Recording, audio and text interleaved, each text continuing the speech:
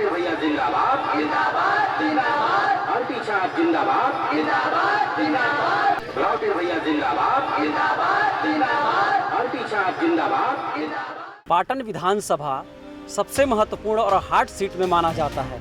हमारे साथ बीएस रावटे जी हैं। बीएस रावटे जी चुनावी मैदान में उतरे हैं। यह जो सीट है पाटन विधानसभा, यह कई मायनों में खास है। इस सीट से मुख्यमंत्री भूपेश बघेल मैदान में है, वही भारतीय जनता पार्टी से विजय बघेल मैदान में है। हम भी इस क्षेत्र में पहुंचे हैं जहां बीएस रावटे जी से जानेंगे कि ये जो सीट है हॉट सीट बताया जाता है, जिस सीट से आप मैदान में उतरे हुए हैं, तो ये आखिर बदलाव की बात क्यों कही जा रही है? देखिए, कांग्रेस जो वादा करके आई थी उसको पूरा नहीं कर पाई और विकास के नाम पे सट्टा, शराब घोटाला और आदिवासियों का आरक्षण, एससी एसटी ओबीसी का आरक्षण, पदोन्नति और भर्ती ख़त्म कर दिया, जिससे लोगों में एक बदलाव की प्रभाव पड़ा हुआ है। और लोग चाहते हैं कि अब कांग्रेस बीजेपी 70 साल तक जो विकास करना था नहीं कर पाए, लोगों को धोखा देते रहे हैं। इसीलिए लोग चाहते हैं कि नए लोग नई उमंग के साथ आए और नए शासन प्रशासन में भाग ले। और काफ़ी अनुभवी लोग हमारी टीम में है जो शासन प्रशासन में रहे हैं। इस तरह से बदलाव की जो उमंग है लोगों में काफ़ी उत्साहपूर्वक चल रहा है। इन दिनों एक सोशल मीडिया में एक फ्लायर बहुत वायरल हो रहा है जिसमें मुख्यमंत्री भूपेश बघेल को लबरा राजा करके दिखाया जा रहा है। इसका किस तरह से आप बोलना चाहेंगे? राजा तो नहीं कहूँगा, लेकिन लबरा काका ज़रूर कहूँगा। ये लोग लबरा काका के रूप में जानते हैं और दिखावे के लिए छत्तीसगढ़ी संस्कृति का नाटक करते हैं। एक्चुअल में ये परदेशियों के हाथ बिक चुके हैं जी। जंगल को नहीं कटेंगे बोले ये, और इनके पंचायत मंत्री कहते थे एक पेड़ नहीं कटेगा, तो मुख्यमंत्री ने कहा था अगर मंत्री जी चाहते हैं तो पेड़ क्या, एक डंगाल नहीं कटेगा। और एक महीना बाद पूरे जंगल को 40,000 पेड़ को कटवा दिए और बोल दिए ये भारत सरकार ने अनुमति दिया है। और हमारे समाज के लोग आंदोलन कर रहे थे, उसके ऊपर FIR दर्ज कर दिए। इस तरह से आदिवासियों के साथ लगातार शोषण हो रहा है। इस सरकार में 32 आदिवासी विधायक हैं, 30 कांग्रेस के, 2 भाजपा के, लेकिन ये एकदम गूंगे बहरे अंधे लंगड़े लूड़े जैसे हैं जो पार्टी के अंधभक्ति में इतना डूबे हुए हैं कि अपना हित और अहित दोनों नहीं समझ पा रहे हैं। और आम जनता ने जो इनको समर्थन और मत दिए हैं उसका दुरुपयोग कर रहे हैं। और विशेषकर बस्तर के 12 विधायक बस्तर को बचाने में असफल रहे हैं और इस समय बस्तर से ही बदलाव आने वाला है। और कांग्रेस को जैसे 12 सीट मिल गया था, इस समय 5 या 4 सीट में रहेंगे बस्तर में। आखिर ऐसा क्या है कि इतनी बड़ी पैमाने पे विधायक होने के बाद भी आपके जो विधायक हैं समाज के लिए लड़ नहीं पा रहे हैं? इन लोगों के साथ अत्याचार हो रहे हैं एक प्रकार से मैं कहूँगा, और ये पार्टी के गुलाम है। पार्टी जब बोलती है तो पार्टी टिकट दिए है ऐसा बोलते हैं, और वोट मांगने आते हैं, समाज का वोट मांगते हैं, और चुन के जाते हैं तो हम तो पार्टी का विधायक है बोलते हैं, समाज का नहीं है बोलते हैं।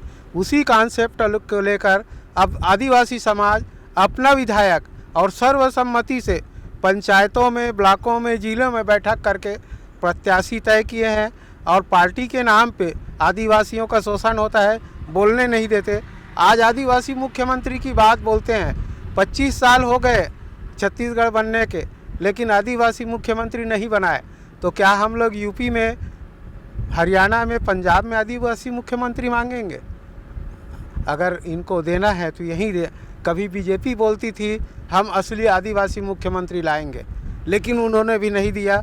और कांग्रेस सरकार तो आदिवासियों को आज तक मुख्यमंत्री नहीं बनाया, चाहे मध्य प्रदेश हो चाहे छत्तीसगढ़ में। इसीलिए अब समाज चाहता है कि उनका नेता मुख्यमंत्री बने, और उसी दिशा में हम काम कर रहे हैं, जिसमें सफलता बहुत करीब है हमारे।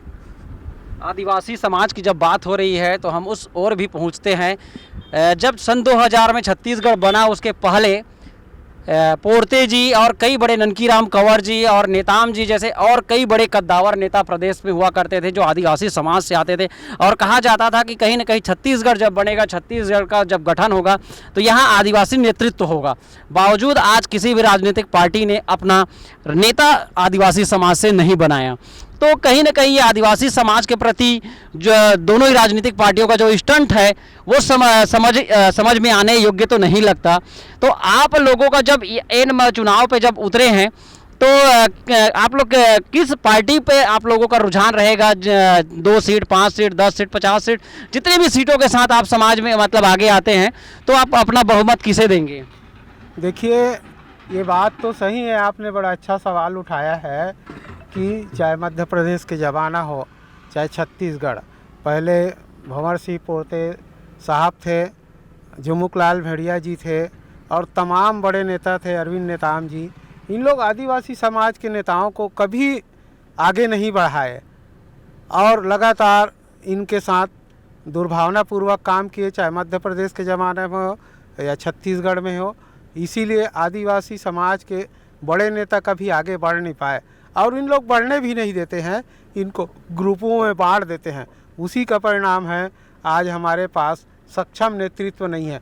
और जो सक्षम नेतृत्व थे वो कांग्रेस पार्टी छोड़कर हमारे साथ हमर राज पार्टी में संरक्षक के रूप में काम कर रहे हैं और हम उनके मार्गदर्शन में काम करते हुए अब की बार आदिवासी सरकार अब ही हमर राज सोच बदलो राज करो का नारा बुलंद कर रहे हैं। और आगामी भविष्य को देखते हुए कोई भी सरकार हमारे बिना नहीं बनेगी। हम तो अभी शुरुआत किए हैं तो हम डायरेक्ट सरकार बनाने में अभी सक्षम नहीं है, लेकिन आने वाले समय में अगर कोई सरकार बनाती है तो उसको हमारे बिना सरकार नहीं बना सकते, हमारा सहयोग लेना पड़ेगा। जी, हमर राज पार्टी मैदान में है जो समाज से सत्ता की ओर जाने वाली पहली समाज है, पहली पार्टी है जो समाज से सत्ता की ओर अपनी एक पार्टी गठन करके चुनाव मैदान में उतरी हुई है। अब देखने वाली बात होगी कि इस राजनीतिक दल को विधानसभा चुनाव में कितनी सफलता मिलती है।